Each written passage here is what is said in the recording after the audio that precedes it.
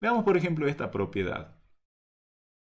Si yo tomo un número complejo z, digamos a, b, y le calculo el módulo, raíz cuadrada de a cuadrado más b cuadrado, y elevo al cuadrado, o sea, a cuadrado más b cuadrado, eso me da lo mismo que z por z conjugado. Sí, realmente es algo que se podría demostrar fácilmente, pero lo vamos a hacer acá. Y es rápido. Calculemos de acá y veamos si llegamos acá. Arrancamos de acá. Z por Z conjugado. Hemos dicho, tomamos un complejo Z a B. Lo multiplicamos por su conjugado A menos B. Aplicamos la fórmula del producto que dice primera por primera. A por A cuadrado. Menos, este menos es el de la fórmula del producto. Y segunda por segunda. O sea, B por menos B. Este menos es porque está acá. Y como parte imaginaria tenemos el producto cruzado parte real por parte imaginaria, A por menos B, más parte imaginaria por parte real, B por A, con el signo más. Por lo tanto, esto me da 0 y esto es nada más ni nada menos que A cuadrado más B cuadrado. O sea que el resultado de este producto de complejos es este complejo con parte real 0, o sea el número real A cuadrado más B cuadrado, que es justamente el módulo de Z al cuadrado. Así que no nos olvidemos entonces a partir de ahora de que si multiplicamos un complejo por su conjugado me da el módulo del complejo al cuadrado.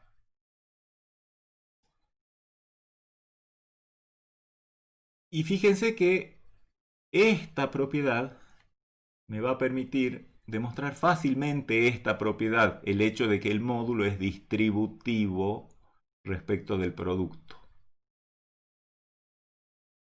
Podríamos hacerlo planteando un Z y un W genéricos, A1, B1, A2, B2, hacer las cuentas, verían que es bastante tedioso, cuando en realidad, aprovechando mejor lo que ya llevamos demostrado, lo hacemos en pocos renglones. Fíjense, voy a calcular el cuadrado de este número, o sea, en vez de arrancar de este número, voy a arrancar del cuadrado de este número, o sea, del módulo de Z por W, ese módulo elevado al cuadrado. Porque acá tengo una propiedad que me dice que eso es igual al producto del complejo argumento del módulo, todo Z por W, multiplicado por el conjugado de ese complejo. Es lo que dice esta propiedad aplicada a este complejo. Acá tengo un producto de dos números complejos asociados así, dos números complejos asociados así, el producto es asociativo y conmutativo, así que elimino los paréntesis, Z por W, y aplico la propiedad que tengo de hace un rato, que la conjugación es distributiva respecto del producto. Entonces esto, que era el conjugado de Z por W, es el conjugado de Z por el conjugado de W. Ahora cambio órdenes, totales conmutativo el producto. Acá tengo puros productos. Y asocio así Z por Z conjugado y W por W conjugado. Y aplico esta misma propiedad, pero de acá para acá. Es decir, Z por Z conjugado es módulo de Z al cuadrado. Por W al cuadrado, que es módulo de W al cuadrado. Como estos son números reales, por supuesto que la potenciación es distributiva. Así que esto es módulo de Z por módulo de W, todo eso al cuadrado. Así que fíjense lo que me dice esto. Que esto al cuadrado es igual a esto al cuadrado. Puedo cancelar los cuadrados ya que las bases son ambas números no negativos. Así que en definitiva me queda la propiedad que quería demostrar.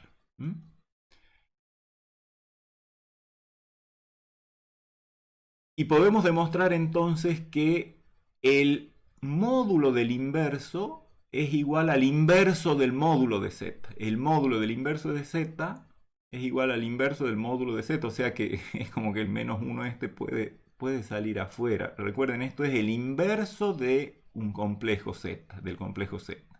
Y esto es el inverso de un número. Ese número es el módulo de z, justamente. Por supuesto que esto tiene sentido cuando z es distinto de 0, porque ya saben que no hay inverso para z igual a 0. ¿Cómo demostramos eso? Fácilmente, usando nuestras propiedades anteriores. Voy a arrancar de acá, pero lo voy a expandir para la izquierda y para la derecha. z por z a la menos 1, su módulo, por esta propiedad que acabamos de ver que el módulo es distributivo respecto del producto, por un lado lo puedo escribir como igual a módulo de z por el módulo de z a la menos 1. Y por otro lado, por definición, z por z a la menos 1 es 1. Así que el módulo de z por z a la menos 1 es el módulo de 1, o sea 1. Así que fíjense que de acá tengo que módulo de z por el módulo de z a la menos 1 me da igual a 1, por lo tanto despejo y me queda que el módulo de z a la menos 1 es 1 sobre el módulo de z, o sea el módulo de z a la menos 1. Así con un rengloncito, y los invito a que hagan esto planteando que z es el complejo A más BI. Se van a complicar un poquito más. Y una propiedad que es fundamental y que desde ya nos advierte que el hecho de tomar módulos no es distributivo respecto de la suma ni de la resta. Tenemos lo que se llama desigualdad triangular, que vamos a ver después por qué se llama así, pero que dice que el módulo de una suma es menor o igual que la suma de los módulos de los complejos individuales que están dentro de la suma, acá dentro del módulo. ¿Cómo demostramos eso? También acá sería bastante más difícil plantear que Z es A1B1, que W es A2B2 y hacer las cuentas porque uno enseguida se enreda bastante. Pero con nuestra propiedad o las propiedades que llevamos vistas, miren, observen esto. Vamos a arrancar de nuevo del cuadrado de esto. Así al estilo de como hicimos hace un rato. ¿Por qué? Porque el cuadrado de esto es el módulo, el cuadrado del módulo de un complejo, recuerden que es igual al producto del complejo que está dentro del módulo por su conjugado. Y acá hago un poquito de álgebra. Aprovecho el hecho de que la conjugación es distributiva respecto de la suma. Al otro lo dejo como está. Aplico la propiedad distributiva, z por z conjugado, z por w conjugado, w por z conjugado, w por w conjugado. Ahora observen, z por z conjugado por la propiedad de hace un rato es el módulo de z al cuadrado. Lo mismo que w por w conjugado es el módulo de w al cuadrado. A z por w conjugado lo dejo como está. Y a esto lo voy a poner como, fíjense, de esta manera. Es decir, este número es igual al conjugado de z por w conjugado. ¿Por qué esto? Simplemente porque acá tengo el conjugado de un producto que es igual al producto de los conjugados, entonces me quedaría el conjugado de z por el conjugado del conjugado de w. Es directo ver que la conjugación es involutiva, es decir, que el conjugado del conjugado es el propio w, y recuperaría justamente este término. O sea, este término es igual a este término. Y acá tengo, fíjense, z por w conjugado es un complejo y z por w conjugado el mismo complejo pero con el conjugado. O sea, acá tengo la suma de un número complejo y el conjugado de ese mismo número complejo. Recuerden que hemos dicho que la suma de un complejo y su conjugado es igual a 2 veces la parte real del complejo. Propiedad que hemos visto hace un rato y que ustedes van a hacer individualmente después en papel para chequear. En definitiva, esto queda como está, este módulo de w queda como está al cuadrado, y esto queda como igual a 2 veces la parte real del complejo z por w conjugado. Pero cualquier número real, y esto, la parte real de cualquier complejo es un número real, así que este número real es menor o igual que su módulo, propiedad general de los números reales. Cualquier número real es menor o igual que su módulo, así que puedo plantear esta desigualdad. Sigo manteniendo módulo de z al cuadrado y módulo de w al cuadrado, el 2, y este número que es menor o igual que su módulo. Ahora mantengo el módulo de z al cuadrado, el módulo de w al cuadrado, el 2, y el módulo de la parte real de cualquier complejo es menor o igual que el módulo de ese complejo. También lo hemos visto hace un ratito. Y ahora puedo aplicar distributividad. Mantengo esto, mantengo el tercer término y el 2 también lo mantengo y distribuyo el módulo en este producto. Módulo de Z, módulo de W conjugado. Pero ahora voy a aprovechar que el módulo del conjugado es igual al módulo de W. El módulo del conjugado de W es igual al módulo de W. Entonces me ha quedado, por supuesto, una expresión del tipo trinomio cuadrado perfecto, que sabemos que es módulo de Z más módulo de W al cuadrado. Entonces, en definitiva, tengo que esto es menor o igual que esto. Puedo cancelar los cuadrados, dado que tengo siempre números no negativos, por lo tanto el módulo de Z más W es menor o igual que el módulo de Z más el módulo de W. Sale muy fácil o bastante más fácil. Prueben si quieren, hagan la prueba. Bajen hasta las coordenadas de Z y W y traten de demostrar esto. Y bueno, aclaro que si yo tengo dos complejos, la suma, el módulo de una suma de dos complejos es menor o igual que la suma de los módulos de los dos complejos. Si lo tengo con tres complejos, o sea, el módulo de una suma de tres complejos es menor o igual que la suma de los módulos de los tres complejos. Eso lo puedo ver asociando y aplicando dos veces esta propiedad. Y en general una simple inducción permite ver que el módulo de una suma de una cantidad finita de números complejos es menor o igual que la suma de los módulos de los respectivos complejos que intervienen en la suma. Y respecto de la resta, tampoco se da la igualdad. En general, hay casos en los que sí, igual que acá hay casos en los que sí, pero también tenemos una especie de variante de la propiedad triangular que dice que el módulo de una diferencia es mayor o igual que no solo que la diferencia de los módulos, sino que el módulo, es decir, acomode como acomode esto, lo mismo, eso no va a pasar, no va a ser mayor que esto. Ejercicio, porque esto se puede deducir en base a esto y a... Así que se los dejo para que lo piensen y en todo caso en consultas después lo vemos. Y para terminar esta primera clase, fíjense que hasta ahora nosotros hemos visto solo, digamos, representaciones simbólicas y analíticas, digamos, de números complejos y nunca una gráfica cuando estamos tan acostumbrados a ver a los complejos en forma gráfica. Bueno, vamos a justificar por qué usamos la representación esa que posiblemente ustedes hayan visto en su contacto previo con los números complejos a través de un plano. Vamos a ver que efectivamente el conjunto de los números complejos con la operación de suma y con la operación de producto por un escalar real que vamos a definir acá, tiene estructura de espacio vectorial. Por supuesto que si yo quisiera definir lo que es el producto de un real por un complejo, ya sé que los reales son números complejos con parte imaginaria 0, así que definir el producto entre un escalar real y un número complejo no tiene, digamos, más sentido que hacerlo de esta manera, es decir, que el escalar por el complejo sea igual al escalar por la parte real, el escalar por la parte imaginaria. Es lo que la fórmula de multiplicación de complejos diría si esto a lambda lo ponemos como lambda 0 por el isomorfismo entre los complejos reales y los reales. O sea, esta fórmula, así definida, tiene pleno sentido y es plenamente compatible con el producto de complejos para el caso en que uno de ellos sea un número real. Así que con esta definición es de rutina chequear que se cumplen varias cosas entre el conjunto de los números complejos, la operación de suma de números complejos y el producto por escalar así definido. ¿Sí? En particular, para cualquier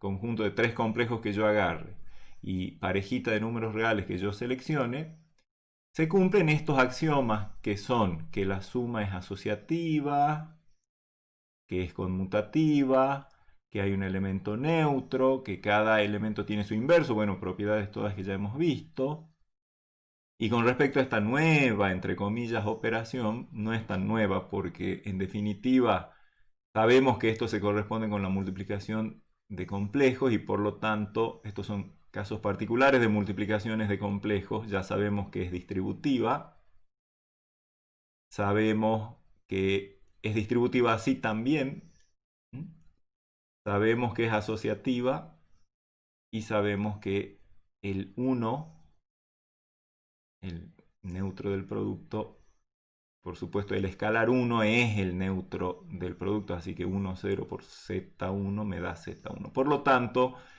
estos axiomas en realidad se cumplen con esta definición, pero son fácilmente demostrables sabiendo que a lambda lo puedo considerar como un complejo y todas estas son propiedades que ya tenemos. En definitiva, se cumplen los axiomas de espacio vectorial del conjunto de los complejos sobre el cuerpo de los reales.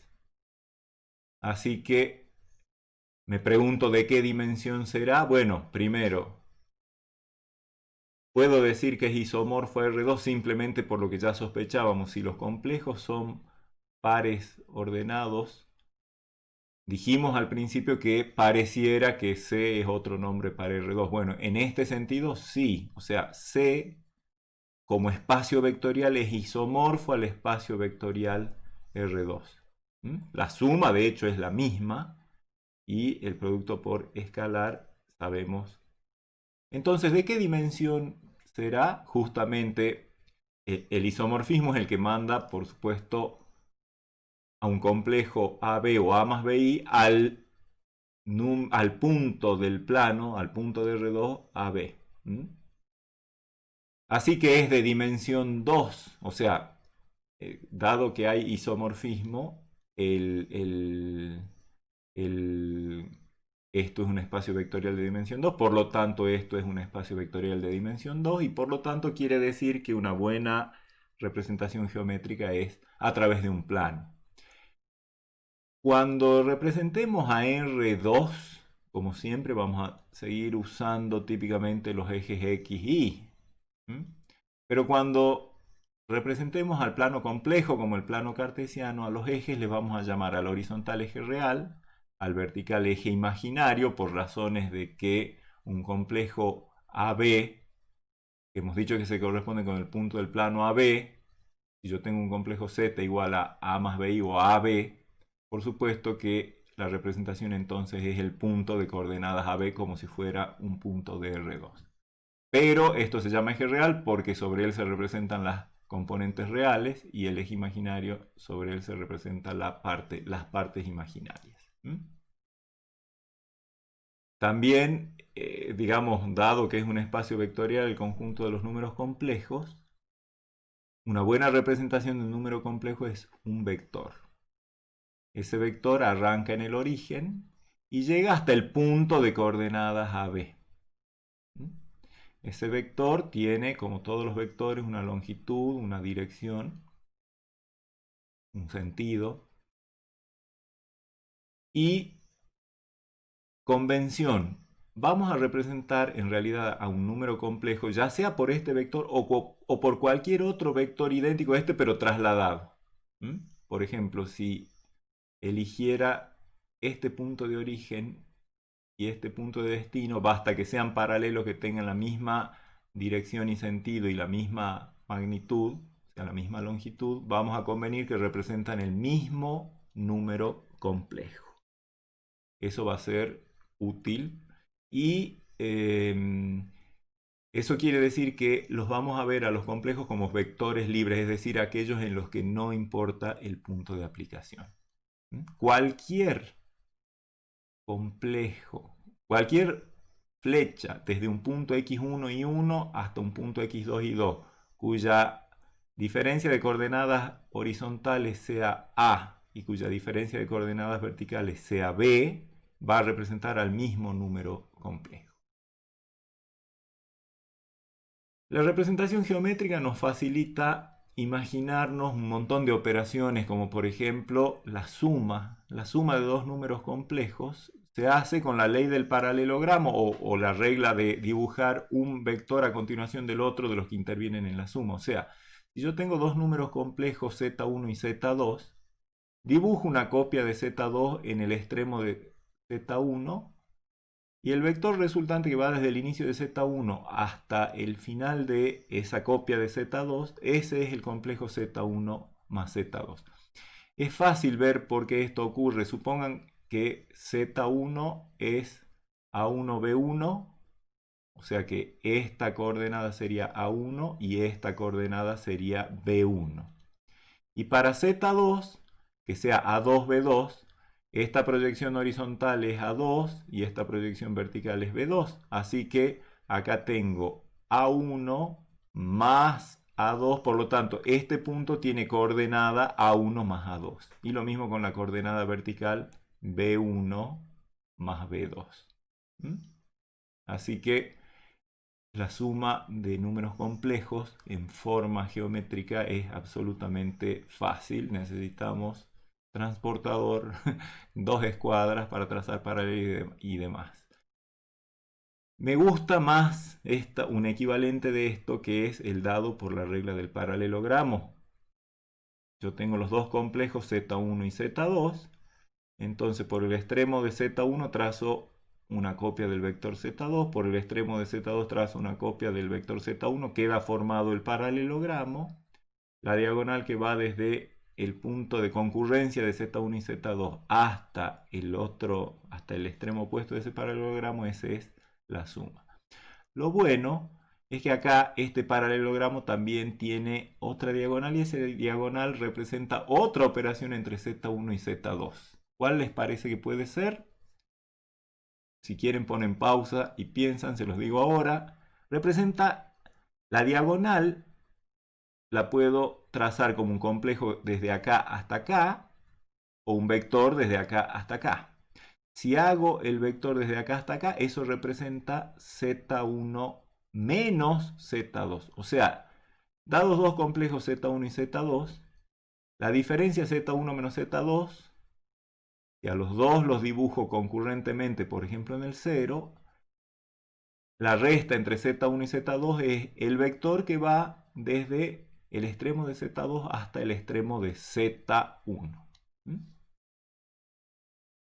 Simplemente hagamos la regla del paralelogramo, pero observemos lo siguiente. Si yo acá tengo Z1 y digamos acá tengo Z2, la definición de resta es que a Z1 le tengo que sumar el opuesto de Z2. ¿Dónde estará el opuesto de Z2? Pues, como es natural pensar, es el opuesto por el vértice. ¿Por qué? Porque si Z2 tiene coordenadas A2, B2, menos Z2 tiene coordenadas menos A2, menos B2, o sea, una simetría respecto del origen de coordenadas.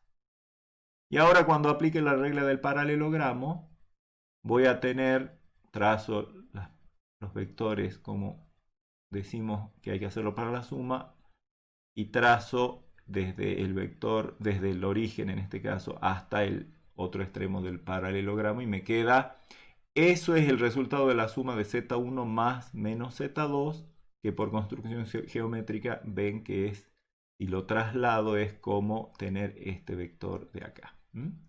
O sea que en el paralelogramo, dado Z1 y Z2, por el extremo de Z1, copia de Z2, por el extremo de Z2, copia de Z1. Las dos diagonales, una representa la suma y la otra representa la resta. Les dejo pensando, ¿dónde estará el conjugado de Z? Bueno, no lo piensen tanto. El conjugado de Z tiene igual parte real y parte imaginaria cambiada de signo, por lo tanto se trata de una reflexión respecto del eje real. Z conjugado es el reflejado del vector de Z respecto del eje real. ¿Y dónde está Z a la menos 1? Ese es un poquito más difícil, vamos a esperar un poquito más para ver dónde está Z1. Vamos a incursionar por otras cuestiones antes de responder a ese tipo de preguntas.